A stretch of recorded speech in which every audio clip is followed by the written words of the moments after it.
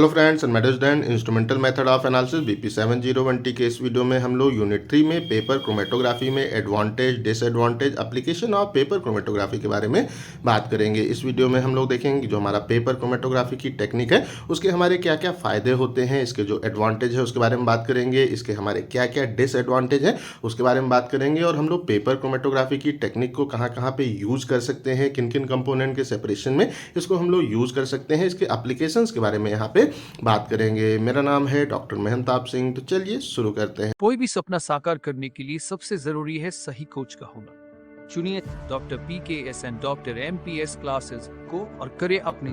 B pharm D pharm का सपना साकार। Download the app now. तो अगर हम लोग जो हमारा पेपर क्रोमेटोग्राफी है उसके बारे में बात करते हैं तो इसके पहले के जो वीडियोस हैं उसमें हम लोगों ने पेपर क्रोमेटोग्राफी की पूरी डिटेल में बात कर लिया है। उसका क्या इंट्रोडक्शन है, किस प्रिंसिपल पे काम करता है, एक जो जनरल प्रोसीजर है उसके बारे में बात कर लिया, पेपर क्रोमेटोग्राफी की मैथडोलॉजी के बारे में बात कर लिया है और इसकी जो हमारी अलग अलग डेवलपमेंट टेक्निक है उनके बारे में हम लोगों ने बात कर लिया है। उसकी लिंक आपको वीडियो के डिस्क्रिप्शन में मिल जाएगी, वहाँ से आप उसको भी अच्छे से देख सकते हैं। आज इस वीडियो में हम लोग जो हमारा पेपर क्रोमेटोग्राफी है उसके हमारे क्या क्या एडवांटेज हैं, क्या क्या डिसएडवांटेज हैं और क्या क्या इसके एप्लीकेशंस हैं उसके बारे में यहाँ पे बात करेंगे। तो सबसे पहले हम लोग पेपर क्रोमेटोग्राफी के हमारे क्या क्या एडवांटेजेस होते हैं, फायदे होते हैं उसके बारे में बात कर लेते हैं। तो जो हमारा पेपर क्रोमेटोग्राफी है उसका जो हमारा सबसे पहला एडवांटेज है वो क्या होता है कि जो हमारा यहाँ पे होता है पेपर क्रोमेटोग्राफी एक ही हमारी सिंपल और यहाँ पे ईजी टू परफॉर्म टेक्निक होती है। तो यहाँ पे हम लोग आसान तरीके से कह सकते हैं कि जो हमारा पेपर क्रोमेटोग्राफी की टेक्निक है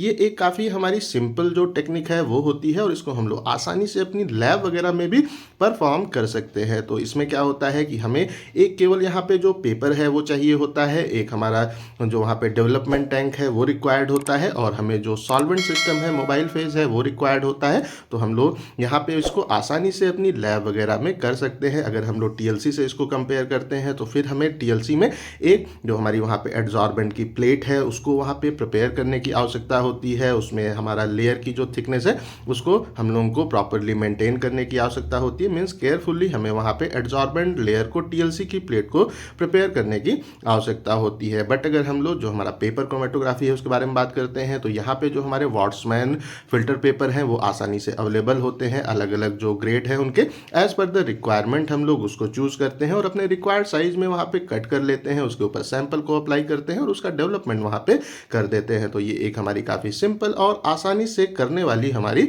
टेक्निक होती है जिसको हम लोग लैब में आसानी से परफॉर्म कर सकते हैं। उसके बाद में ये जो हमारी यहाँ पे टेक्निक है ये एक इनएक्सपेंसिव हमारा जो टेक्निक है वो होती है। अगर हम लोग और जो हमारी होती है क्रोमेटोग्राफिक टेक्निक उससे यहाँ पे कंपेयर करते हैं तो जैसा कि हम लोगों ने पहले ही बात किया, हमारा जो यहाँ पे होता है कह सकते हैं वॉट्समैन का हमारा फिल्टर पेपर है वो भी हमें एक ठीक ठाक कॉस्ट पे प्राप्त हो जाता है। इसमें हमें केवल एक जो हमारा डेवलपमेंट का चैम्बर है वो चाहिए होता है, हमारा मोबाइल फेज की रिक्वायरमेंट होती है और जो भी हमारे सैंपल हैं उसके स्पॉट को वहाँ पे वो डिटेक्ट करने के लिए हम लोगों को जो भी हमारे सब्सटेंस हैं उनकी आवश्यकता होती है। तो ये हमारा एक ऐसी यहाँ पे क्रोमेटोग्राफिक टेक्निक है जो कि एक काफ़ी इनएक्सपेंसिव कम खर्चीली हमारी टेक्निक होती है। उसके बाद में अगर हम लोग यहाँ पे बात करते हैं तो इसका जो हमारा अगला यहाँ पे है कह सकते हैं एडवांटेज, वो क्या है कि यहाँ पे हम लोग जो हमारे होते हैं इनऑर्गेनिक कंपाउंड और जो हमारे ऑर्गेनिक कंपाउंड हैं इन दोनों का जो आइडेंटिफिकेशन है उसको हम लोग पेपर क्रोमेटोग्राफी को यूज़ करके कर सकते हैं। तो अगर हमारा कंपाउंड यहाँ पे इनऑर्गेनिक है तो उसका भी हम लोग आइडेंटिफिकेशन पेपर क्रोमेटोग्राफी के थ्रू कर सकते हैं और अगर हमारा कंपाउंड ऑर्गेनिक कंपाउंड है तो उसका भी हम लोग जो आइडेंटिफिकेशन है वो पेपर क्रोमेटोग्राफी को यूज़ करके आसानी से कर सकते हैं। उसके बाद में अगर हम लोग इसका जो अगला हमारा एडवांटेज है उसके बारे में बात करते हैं तो इसमें हमें जो रिजल्ट है वो काफ़ी रैपिडली हमें प्रोवाइड हो जाते हैं अगर हम लोग और टेक्निक से इसको कंपेयर करते हैं। और इसमें जो हमारा होता है वो रिजोल्यूशन की पावर है वो भी हमें काफ़ी अच्छी यहाँ पे देखने को मिलती है। तो अगर हम लोग इसको TLC से कंपेयर करते हैं तो उसके कंपैरिजन में ये थोड़ा स्लो होता है। बट अगर हम लोग और जो हमारी क्रोमेटोग्राफिक टेक्निक है उससे इसको कंपेयर करते हैं तो यहाँ पे हमें रिजल्ट काफ़ी तेज़ी से देखने को प्राप्त होता है और इसमें जो हमारा कंपोनेंट का सेपरेशन है वो भी हमें काफ़ी अच्छा देखने को मिलता है। इसकी जो हमारी होती है रिजोल्यूशन की पावर वो काफ़ी अच्छी हमें पेपर क्रोमेटोग्राफी में देखने को मिलती है। उसके बाद में अगर हम लोग इसका जो अगला हमारा एडवांटेज है उसके बारे में बात करते हैं, तो यहाँ पे हमें जो सैंपल है वो अगर काफ़ी कम क्वांटिटी में है तो भी हम लोग पेपर क्रोमेटोग्राफी को यहाँ पे उपयोग कर सकते हैं। यहाँ पे हमारा जो सैंपल है उसकी काफ़ी स्मॉल अमाउंट ही हमें रिक्वायर्ड होता है अपनी पेपर क्रोमेटोग्राफी को परफॉर्म करने के लिए। अब हम लोग यहाँ पे जो हमारा होता है पेपर क्रोमेटोग्राफी, उसके हमारे क्या क्या डिसएडवांटेज हैं उसके बारे में बात कर लेते हैं। तो यहाँ पे इसका जो सबसे पहला हमारा वो डिसएडवांटेज है वो यहाँ पे क्या है कि अगर हमें जो हमारा सैंपल है उसको अगर हमें लार्ज क्वांटिटी में यूज़ करना है तो फिर हम लोग उसको पेपर के ऊपर अप्लाई हम लोग वहाँ पे वो नहीं कर सकते हैं। एक स्मॉल क्वांटिटी में ही हम कह सकते हैं डेफिनेट क्वांटिटी में ही हम लोग अपना जो हमारा सैंपल है उसको अप्लाई कर सकते हैं। अगर हमें वहाँ पे जो सैंपल है उसको ज़्यादा क्वांटिटी में अप्लाई करना है तो वो हमारे पेपर के ऊपर यहाँ पे पॉसिबल नहीं होता है, जिसके कारण कि जो हमारा क्वांटिटेटिव यहाँ पे एनालिसिस है वो जिसमें हम लोग अपनी क्वांटिटेटिव जो स्टडी है वो करते हैं वो यहाँ पे हमें इफेक्टिव देखने को प्राप्त यहाँ पे नहीं होता है। अगर हम लोग जो क्वालिटेटिव हमारा एनालिसिस है उसको तो हम लोग काफ़ी अच्छे से यहाँ पे कर सकते हैं, बट क्वांटिटेटिव जो हमारा एनालिसिस है वो हमें पेपर क्रोमेटोग्राफी के थ्रू इफेक्टिव खूब अच्छा देखने को प्राप्त नहीं होता है। उसके बाद में अगर हम लोग इसका जो हमारा अगला यहाँ पे डिसएडवांटेज है उसके बारे में बात करते हैं, तो अगर हम लोग इसको TLC से कंपेयर करते हैं तो उस कंडीशन में यहाँ पे जो हमारा डेवलपमेंट का टाइम होता है वो हमें लार्ज देखने को प्राप्त होता है। अगर हम लोग पेपर क्रोमेटोग्राफी के बारे में बात करते हैं तो इसके पहले भी हम लोगों ने कहा कि जो हमारा यहाँ पे होता है कह सकते हैं पेपर वो क्रोमेटोग्राफी है उसमें जो हमारा डेवलपमेंट का टाइम होता है वो TLC के कंपेरिजन में ये स्लो होता है। बट अगर हम लोग और जो हमारी क्रोमेटोग्राफिक टेक्निक है उससे कंपेयर करते हैं तो यहाँ पे इसका जो हमारा डेवलपमेंट का टाइम है वो हमें अच्छा देखने को मिलता है, बट अगर TLC से कंपेयर करेंगे तो ये हमारा कुछ स्लो होता है। उसके बाद में अगर हम लोग इसका जो हमारा अगला यहाँ पे डिसएडवांटेज है उसके बारे में बात करते हैं, तो इस कंडीशन में इस प्लेस पे क्या होता है कि जब हमारा जो पेपर है उसका डेवलपमेंट कंप्लीट हो जाता है तो फिर हमारा जो पेपर है वो वहाँ पे काफ़ी वेट हो जाता है, गीला हो जाता है, जिसके कारण कि वो आसानी से उसका जो हमारा वो टॉर्न है वो यहाँ पे हो सकता है। मीन्स जब हमारा पेपर का डेवलपमेंट हो जाता है तो जो हमारा पेपर है वो काफ़ी वहाँ पे वो गीला है, तो अगर हम लोग उसको केयरफुली हैंडल नहीं करते हैं तो फिर उसका वो वहाँ पे फट सकता है और हमारा जो वहाँ पे प्रोसेस है वो कम्प्लीटली डिस्ट्रॉय हो सकती है। तो यहाँ पे जो हमारा होता है पेपर जब उसका डेवलपमेंट कंप्लीट हो जाता है तो फिर हमें उसको केयरफुली हैंडल करने की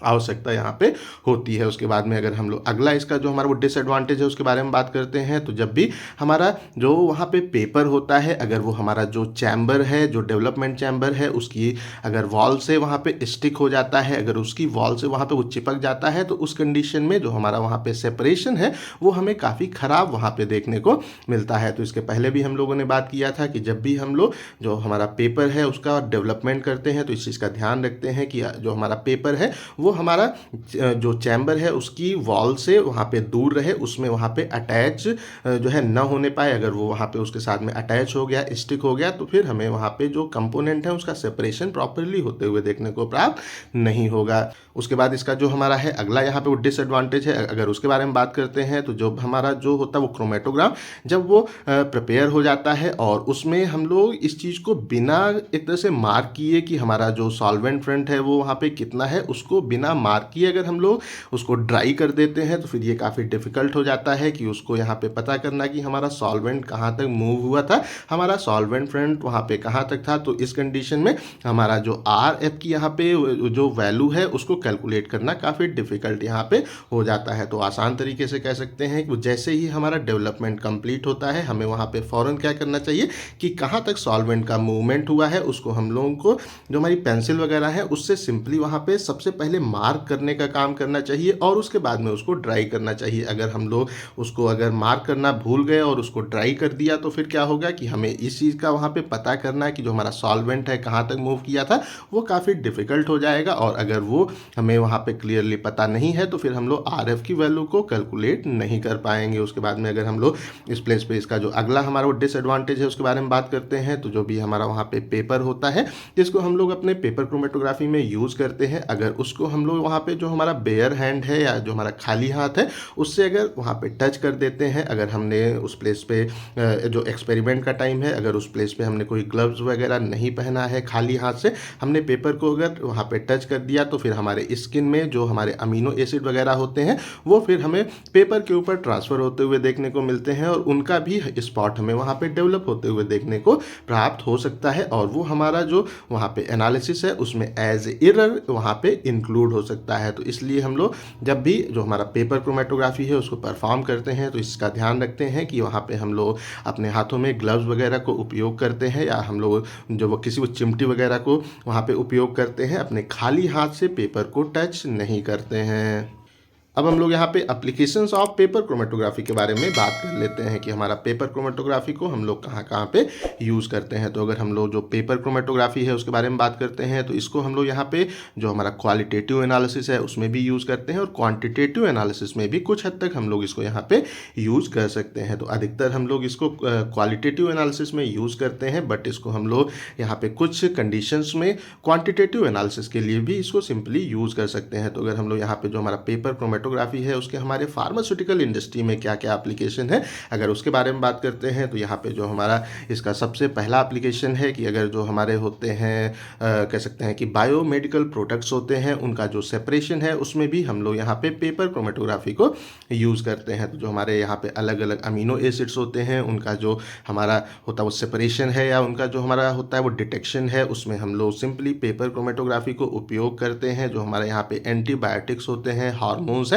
या जो हमारे यहाँ पे बारबिचुरेट्स वगैरह और भी जो हमारे कंपाउंड हैं उनकी भी स्टडी में हम लोग पेपर क्रोमेटोग्राफी को यहाँ पे उपयोग करते हैं। जो हमारी होती है यूरिन, उसमें जो हमारे इंडोल्स हैं उसका हमारा कितना अमाउंट है उसको या वो उसमें है कि नहीं उसको वहाँ पे डिटरमाइन करने के लिए हम लोग पेपर क्रोमेटोग्राफी को उपयोग करते हैं। और हमारे जो अलग अलग सैंपल्स होते हैं, हमारा जो ब्लड का सैंपल है उसमें हमारा जो अलग अलग हमारे होते हैं शुगर्स हैं उनकी भी एनालिसिस में हम लोग पेपर क्रोमेटोग्राफी को सिंपली यहाँ पे यूज़ करते हैं। उसके बाद में अगर हम लोग यहाँ पे बात करते हैं तो जो हमारे यहाँ पे होते हैं इनऑर्गेनिक मेटल सॉल्ट्स वगैरह होते हैं, उसके कॉम्प्लेक्स वगैरह हैं, उनकी भी स्टडी में हम लोग पेपर क्रोमेटोग्राफी को यूज़ करते हैं। तो यहाँ पे हमारे जो होते हैं वो कैटायंस हैं उनका भी जो सेपरेशन है उसमें हम लोग इसको यहाँ पे उपयोग करते हैं। जो हमारा CO है, हमारा Mn है और जो हमारा वो जिंक है उसको हम लोग यहाँ पे जो हमारा वो होता है वो COCl2 या हमारा MnCl2 या हमारा वो Zn जो Cl2 है उसके फॉर्म में हम लोग इसको यहाँ पे सेपरेट करने का काम करते हैं। अगर हम लोग जो हमारे एनायंस है उनके बारे में बात करते हैं तो जो हमारा यहाँ पे होता है Fe है, Cl है और जो हमारा Br है उसको हम लोग यहाँ पे जो हमारा जो होता है Na, हालांकि Fe है, E यहाँ पे छूट गया है, यहाँ पे E होगा, ये हमारा जो होता है Na Fe है उसको भी उसके फॉर्म में हम लोग इसको सेपरेट करने का काम करते हैं। जो हमारा Cl है उसको यहाँ पे जो हमारा NaCl है उसके फॉर्म में इसको सेपरेट करने का काम करते हैं और जो हमारा Br है उसको यहाँ पे NaBr के फॉर्म में हम लोग इसको सेपरेट करने का काम करते हैं। उसके बाद में अगर हम लोग यहाँ पे अगला इसका जो एप्लीकेशन है उसके बारे में बात करते हैं तो जो हमारे अलग अलग ऑर्गेनिक प्रोडक्ट्स हैं उनका जो मिक्सचर है उसको भी सेपरेट करने के लिए हम लोग पेपर क्रोमेटोग्राफी को यूज़ करते हैं। तो इसमें जो हमारा ऑक्जेलिक एसिड है या जो हमारा वो सक्सिनिक यहाँ पे एसिड होता है या जो हमारा वो ग्लूटेरिक एसिड है उसका भी जो सेपरेशन है उसके लिए हम लोग पेपर क्रोमेटोग्राफी को आसानी से यूज़ कर सकते हैं। और उसके बाद में अलग अलग जो हमारे होते हैं नेचुरल प्रोडक्ट उनकी भी स्टडी में हम लोग पेपर क्रोमेटोग्राफी को यूज़ करते हैं। अगर हम लोग एग्जाम्पल के बारे में बात करते हैं तो जो हमारा होता है वो डिजिटलिस की हमारी लीव्स होती हैं उनका जो हमारा एक्सट्रैक्ट है या उनका जो टिंचर हम लोग प्रिपेयर करते हैं उसको भी एस्टिमेट करने के लिए उसके एस्टिमेशन में कि हमारा उसके अंदर कितना अमाउंट जो डिजिटलिस वो वहाँ पे है या जो उसका टिंचर है उसमें कितना अमाउंट हमारा वो डिजिटलिस का उसके अंदर है उसको भी एस्टिमेट करने के लिए हम लोग यहाँ पे पेपर क्रोमेटोग्राफी को यूज़ करते हैं। उसके बाद में जो हमारी होती है फॉरेंसिक केमिस्ट्री उसमें भी हम लोग पेपर क्रोमेटोग्राफी को यूज़ करते हैं। अगर हम लोग एग्जाम्पल लें तो जो भी हमारा वहाँ पे इंक का सैंपल होता है उसका क्या सोर्स है उसको भी यहाँ पे आइडेंटिफाई करने के लिए और अपने केस को सॉल्व करने के लिए हम लोग यहाँ पे जो पेपर क्रोमेटोग्राफी है उसको सिंपली आसानी से यूज़ कर सकते हैं। तो आई थिंक सो जो हमारा पेपर क्रोमेटोग्राफी है उसके क्या क्या एडवांटेज हैं आप लोगों को प्रॉपरली समझ में आ गए होंगे, इसके क्या क्या डिसएडवांटेज है वो भी आपको प्रॉपरली समझ में आ गए होंगे और इनके हमने कुछ एप्लीकेशंस के बारे में बात किया वो भी आप लोग को अच्छे से से समझ में आ गए होंगे। अगर अभी भी कहीं कोई कन्फ्यूज़न है तो कमेंट करके पूछ सकते हैं। इस टॉपिक का PDF आपको डिस्क्रिप्शन में मिल जाएगा। इस वीडियो को लाइक करें, अपने दोस्तों के साथ शेयर करें और ऐसे ही वीडियोज़ को देखने के लिए हमारे चैनल को सब्सक्राइब करना बिल्कुल भी ना भूलें और हमारे ऐप को भी इंस्टॉल करना बिल्कुल भी ना भूलें। Thank you.